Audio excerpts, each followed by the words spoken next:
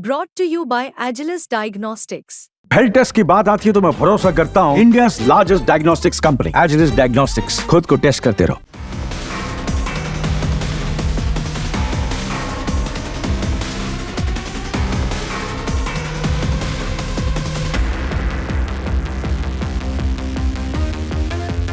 अफगानिस्तान में सत्ता पर तालिबान के कब्जे के बाद से वैश्विक संबंधों में बड़ा बदलाव देखा गया। अमेरिका के सैनिकों की वापसी के बाद तालिबान का उदय हुआ और अफगानिस्तान की स्थिति अस्थिर हो गई। भारत ने तब अपना काबुल में स्थित दूतावास तुरंत बंद कर दिया था और मानवीय सहायता देने तक खुद को सीमित कर लिया था। लेकिन हाल के घटनाक्रमों से संकेत मिल रहे हैं कि भारत धीरे धीरे अफगानिस्तान के प्रति अपनी नीति में बदलाव ला रहा। ये बदलाव भारत की कूटनीति और रणनीतिक दृष्टि से एक महत्वपूर्ण पहलू माना जा रहा। पिछले सप्ताह भारत के वरिष्ठ राजनयिक जेपी सिंह ने तालिबान के रक्षा मंत्री मोहम्मद याकूब मुजाहिद से काबुल में मुलाकात की। ये बैठक अपने आप में एक ऐतिहासिक घटना थी, क्योंकि ये पहली बार था जब भारत ने तालिबान के शीर्ष नेतृत्व के साथ किसी उच्च स्तर की बातचीत की। इस बैठक के दौरान तालिबान ने भारत से ये अनुरोध किया और मांग की कि वो अफगानिस्तान में अपने रुके हुए विकास परियोजनाओं को फिर से शुरू करे। इसमें सड़क निर्माण, बिजली आपूर्ति और अन्य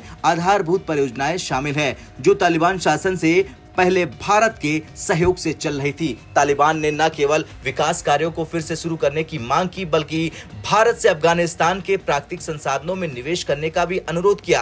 अफगानिस्तान में अलग अलग प्राकृतिक संसाधन हैं, जिनका अभी तक पूरी तरह से उपयोग नहीं हो पाया है। तालिबान की इस रिक्वेस्ट को एक रणनीतिक कदम के रूप में देखा जा रहा है, क्योंकि तालिबान अपनी आर्थिक स्थिति को मजबूत करना चाहता है और इसे हासिल करने के लिए उसे भारत जैसे मजबूत साझेदार की तलाश है।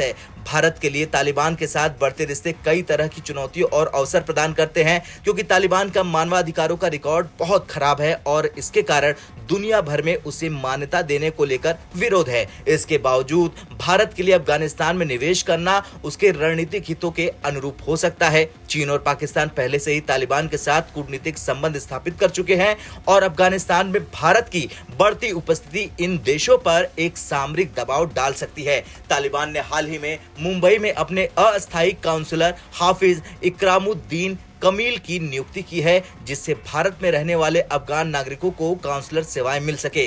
भारतीय अधिकारियों ने स्पष्ट किया कि यह कदम तालिबान सरकार को मान्यता देने का संकेत नहीं है, बल्कि इसका उद्देश्य अफगान समुदाय की जरूरी सेवाओं को सुनिश्चित करना है। दुनिया की कई शक्तियों ने तालिबान के साथ संबंध स्थापित किए हैं, लेकिन औपचारिक मान्यता देने से परहेज किया है। इनमें चीन, रूस और पाकिस्तान जैसे देश प्रमुख हैं। चीन ने पिछले साल तालिबान को राजनयिक मान्यता दी थी और उसके साथ ही व्यापारिक समझौतों की ओर कदम बढ़ा दिए थे। भारत का तालिबान के प्रति ये नया रुख क्षेत्रीय राजनीति के लिए एक बदलाव का संकेत हो सकता है। भारत का अफगानिस्तान में तालिबान के साथ बढ़ते रिश्ते न केवल कूटनीतिक दृष्टिकोण से महत्वपूर्ण है, बल्कि इससे दक्षिण एशिया में शक्ति संतुलन पर भी गहरा प्रभाव पड़ सकता है। जहां एक ओर तालिबान के मानवाधिकारों के मुद्दों पर भारत को आलोचनाओं का सामना करना पड़ सकता है, वहीं दूसरी ओर अफगानिस्तान में उसकी आर्थिक और रणनीतिक उपस्थिति से उसे लाभ हो सकता है। देखना यह होगा कि भारत आने वाले समय में किस प्रकार तालिबान के साथ अपने संबंधों को संतुलित करता है। आपका क्या कुछ कहना है,